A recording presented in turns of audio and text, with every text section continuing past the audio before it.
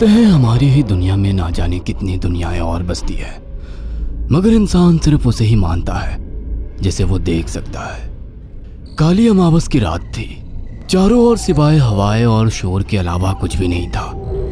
राजन को आज घर लौटने में देर हो गई थी। रात के सन्नाटे को वो अपनी साइकिल से चीरता हुआ चला जा रहा था। वह गांव की नदी तक पहुंचा ही था कि तभी उसे नदी के पास एक काला साया दिखाई दिया जो नदी के किनारे पानी को घूरे जा रहा था। इतनी रात को नदी के पास देखकर राजन के ना जाने क्यों रोंगटे खड़े हो गए। उसे ऐसा महसूस हुआ मानो उसके पैर साइकिल के पैडल पर जम गए हो। राजन कपकपाते हुए होठों से बोला, कौन है वहां पर? राजन ने इतना बोला ही था कि अचानक वो साया बिजली की रफ्तार से दौड़ता हुआ राजन के नजदीक आ गया। राजन की नजर जैसे ही उस साये पर पड़ी, उसके हलक से एक भयानक चीख निकल गई।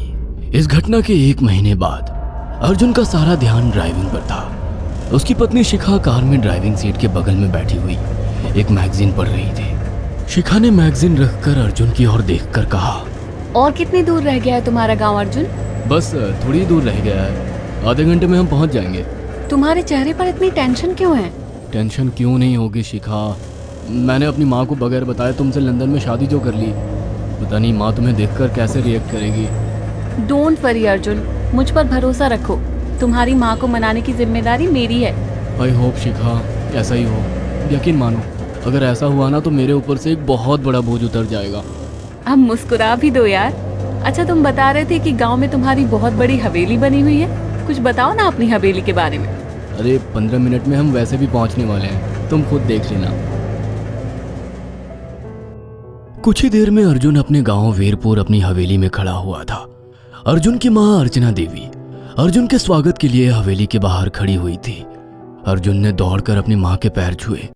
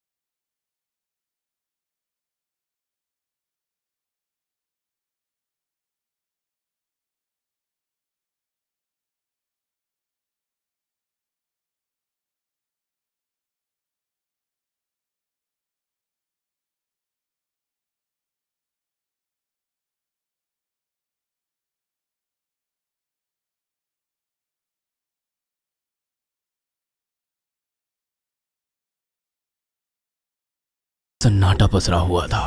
उसे याद था कि उसकी हवेली में बहुत सारे नौकर चाकर हुआ करते थे। डाइनिंग टेबल पर डिनर के दौरान अर्जुन अपनी माँ से जो बोला वो सुन उसकी पत्नी शिखा और रहस्यमय अंदाज में मुस्कुराकर लगातार देखे जा रही थी। माँ, हवेली के सारे नौकर कहाँ गए? मैंने सबको छुट्टी दे दी बेटा। लेकिन क्यों माँ, तुम्हें तो काम करने में बहुत ज्यादा तकलीफ होती होगी। नहीं बेटा, मुझे कोई तकलीफ नहीं होती। कुछ वक्त से मुझे सुकून और सन्नाटा अच्छा लगता है। अर्जुन इससे पहले अपनी माँ से कुछ कहता कि उसकी माँ ने उसे बोलने से रोक दिया। अर्जुन चुपचाप खाना खाने लगा। खाने के बाद अर्जुन और शिखा बेडरूम में चले गए। अर्जुन बेड पर सोच में लेटा हुआ था कि अचानक शिखा अर्जुन से लिपट गई और वासना का तूफान अपने चरम पर पहुंच गया था। अचानक शिखा को दरवाजे पर 2 लाल लाल आंखें दिखाई दिए। उसे ऐसा लगा जैसे कि कोई उसे देख रहा हो। शिखा ने तुरंत बेड से उठकर अपने कपड़े पहन लिए। क्या हुआ शिखा? अर्जुन, मुझे ऐसा लगा जैसे कोई हम दोनों को देख रहा हो। पागल हो गई हो क्या?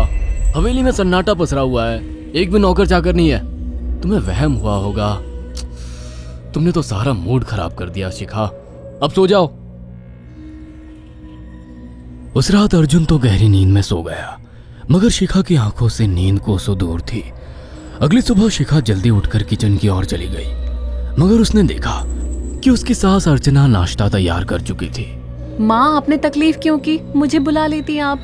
शिखा की बात सुनकर उसकी सास अजीब से अंदाज में शिखा की ओर देखने लगी। उनके देखने के अंदाज में पता नहीं ऐसा क्या था, कि शिखा को अपने रोंगटे खड़े होते हुए महसूस हुए। अर्चना धीरे धीरे करीब कदमों से शिखा के करीब आकर बोली, कोई बात नहीं बेटी, तुम्हें अब यहीं रहना है। तुम सिर्फ मेरे बेटे के साथ प्यार से रहो और जल्दी से मुझे एक पोता दे दो। काम की चिंता मत करो, वो सब मैं कर लूंगी। कुछ ही दिनों के बाद अर्चना गर्भवती हो गई। उसे हवेली में रहते हुए 6 महीने से ज्यादा वक्त हो चुका था और इन 6 महीनों में उसने नोट किया कि जब से वो गर्भवती हुई है, उसकी सास अचानक से आकर उसके पेट पर हाथ फेरने लगती और अजीब से अंदाज में उसके पेट को घूरने लगती। शिखा ने तंग आकर अर्जुन से कहा, अर्जुन, मुझे तुम्हारी माँ का बिहेवियर बड़ा अजीब लगता है। तुम्हारी माँ जब देखो मेरे पेट पर आकर हाथ फेरती रहती है। अरे माँ को अपने पोते के आने का बेसब्री से इंतजार है शिखा, इसमें अजीब लगने वाली क्या बात है? मैं तुम्हें कैसे समझाऊं? मैंने माँ की आंखों में एक अजीब सी चमक देखी है। कैसी चमक? शिखा के मुंह से अचानक से एक अल्फाज निकल गया, जैसे किसी डायन की आंखों में होती है। शिखा की बात सुनकर अर्जुन का गुस्सा 7वें आसमान पर पहुंच गया। वो गुस्से से चीखते हुए बोला, खबरदार शिखा, आगे एक शब्द मेरी माँ के खिलाफ मत निकालना, नहीं तो मुझसे बुरा कोई नहीं होगा। तुम्हें शर्म आनी चाहिए शिखा। जब से तुम यहाँ पर आई हो तब से मेरी माँ तुम्हारी कितनी चिंता करती है। वह तुम्हें समय से खुद नाश्ता बनाकर देती है, खाना देती है, यहाँ तक कि हवेली की साफ सफाई भी वो अकेली करती है।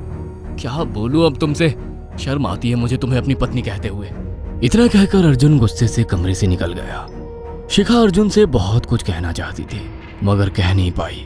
उसने महसूस किया था कि चाहे कितनी भी तेज आंधी और तूफान आए, मगर हवेली के अंदर धूल की एक परत तक नहीं जमती थी और दिन ब दिन अर्चना के चेहरे की झुर्रियां कम होती जा रही थी। ऐसा लगता था मानो वो जवान हो रही हो। शिखा के अब 9 महीने कंप्लीट हो चुके थे और एक रात अचानक उसे प्रेगनेंसी पेन होने लगे। वो दर्द से तड़पने लगी। ये देखकर अर्जुन घबरा गया। वो दौड़ा दौड़ा माँ को बुलाकर लाया और बोला, माँ, हमें तुरंत शिखा को किसी अच्छे हॉस्पिटल में एडमिट कराना होगा। अर्जुन ने देखा कि उसकी माँ ने उसकी बात को सुना ही नहीं। वो तो बस शिखा के गर्भ की ओर आंखें फाड़ फाड़ कर देखी जा रही थी। अर्जुन एक बार चिल्लाकर कहा, माँ, हमें शिखा को इसी वक्त हॉस्पिटल में एडमिट कराना होगा। नहीं, शिखा की डिलीवरी हॉस्पिटल में नहीं, इसी हवेली में होगी। लेकिन इस हवेली में आपके और मेरे अलावा कोई नहीं है। तभी शिखा दर्द से तड़पने लगी। अर्चना ने अपने बेटे को धक्के देकर कमरे से बाहर निकाल दिया और दरवाजा बंद कर लिया। अर्जुन हक्का बक्का रह गया। अर्जुन दौड़ता हुआ गांव की ओर गया। उसने देखा कि गांव में एक पेड़ के नीचे गांव के सभी बुजुर्ग इकट्ठे थे।